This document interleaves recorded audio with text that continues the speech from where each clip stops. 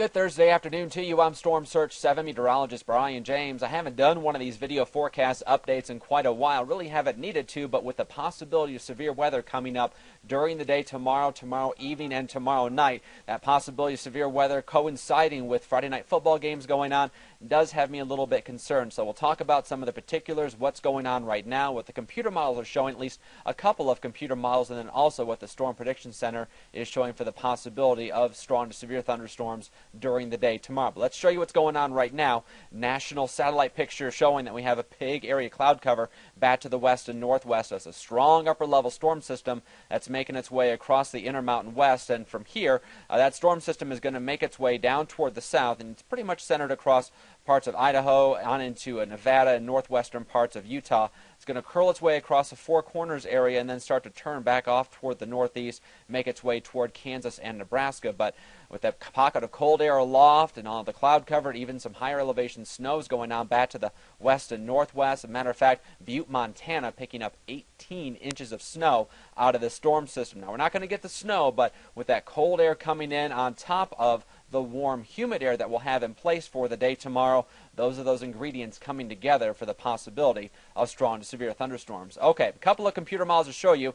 This first one is showing what's going to be happening around 2 o'clock tomorrow afternoon, and you can see thunderstorms just starting to fire up. I think probably more like after 3 o'clock into 3, 4 o'clock for the possibility of thunderstorm development, mainly across the western third of the high plains, mainly in the western parts of the Oklahoma and Texas Panhandle. I think eastern New Mexico is going to miss out on most of the thunderstorms. But as we head toward 3 o'clock, you can see a few more thunderstorms developing. This particular computer model takes the thunderstorms and moves them across the central Panhandle by 4 or 5 o'clock, and then slides them even farther toward the east as we head toward 5, 6 o'clock time frame. So they're making their way through central and eastern parts of the panhandles, off toward the east even more. So by 6 and 7 o'clock, we're looking at the eastern Oklahoma Panhandle and Texas Panhandle. I do think this is a little bit too far ahead in terms of what's going to happen with the thunderstorms. I think they're going to develop a little farther back toward the west and then make their way off toward the east. Also, you see it as a line of thunderstorms. I think more of the storms are going to be individual cells, supercell thunderstorms.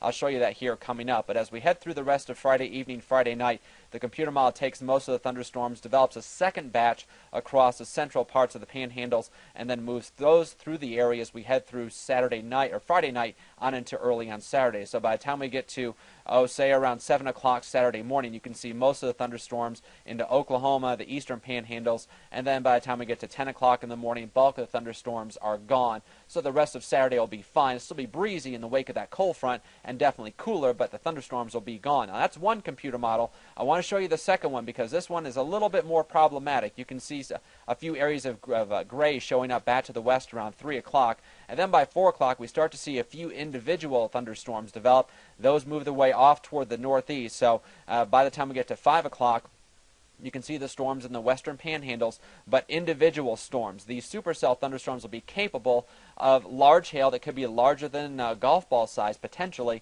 and also wind gusts that could be in excess of 65 miles an hour. Not only that, there's going to be a lot of wind shear in the air, especially as we head through late tomorrow afternoon into tomorrow evening. That means there could be a few isolated tornadoes around as well. That's why I'm more concerned about what we're seeing here with this solution, with the computer model generating these individual supercell thunderstorms in southwestern Kansas, the Oklahoma Panhandle, and also in the Texas Panhandle. So this has me a little bit more concerned. This is by 7 o'clock in the evening, and by the time we get to, it doesn't go past 7 o'clock, but it gives you an idea of what we're looking at with the thunderstorm prospects of being isolated individual supercell thunderstorms. Okay, so with that in mind, I want to show you the Storm Prediction Center Day 2 outlook for severe weather, and the area shaded in yellow here is the slight risk for severe weather. Includes the southwestern parts of Kansas, about the eastern two-thirds of the Oklahoma Panhandle, and eastern two-thirds of the Texas Panhandle. Does not include eastern New Mexico, and it does shave off at least the far western parts of the Oklahoma and Texas Panhandle area. Still, even these areas could see some strong thunderstorms before they become severe. Timing, I think probably after 4 o'clock is the best possibility for storm development, and the movement will generally be off toward the northeast, probably about 30 to 35 miles an hour. So if you do have plans to go to a Friday night football game, keep an eye on the skies, certainly, but also if you start to see lightning or you hear some thunder, remember, once you hear the thunder, then you have the potential of being struck by lightning. You want to get out of the bleachers, get out of the stands, find a sturdy structure to take shelter in. Also, if you have a phone that has an app that It keeps you alert to severe weather, and we have warnings issued. You'll be able to be alerted, so it'd be a good idea to have that handy as well. I'll have more information on this possibility of severe weather coming up tonight on Pro News 7 at 5, 6, and 10. I'll have additional updates also on my Facebook page. Just search for me, Storm Search 7, meteorologist Brian James. Also on Twitter, Brian James, KVII. I'll have additional information, of course, as updates come out and as additional warnings are issued tomorrow.